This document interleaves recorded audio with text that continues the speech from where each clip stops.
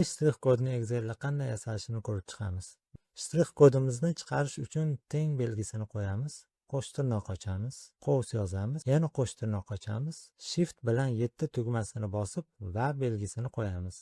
Keyin shtrix kodimiz joylashgan katakchani ustiga bosamiz va yana shiftni bosib 7 ni bosamiz. Ikkinchi qo'sh tirnog'imizni yopamiz, qovusimizni yopib olamiz va birinchi qo'sh tirnoqni yopamiz va enter tugmasini bosamiz. Bizda qovus ichida shtrix kodimiz kirgan holat kelib chiqdi va buni pastga tortib hamma shtrix kodlarimizni shu holatga keltirib olamiz. Maxsus font ustanovka qilishimiz kerak.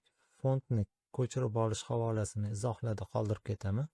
Chatni bosamiz, yuklab olingan fontimizni ochamiz va yuqoridagi ustanovit tugmasini bosamiz. Fontimiz Excel'ga qo'shildi. Agar fontlaringiz orasida chiqmasa, Excel'ni o'chirib boshqatdan yoqing. Fontimiz qo'shildi. Endi fontimizni belgilaymiz va shtrix kodimiz tayyor.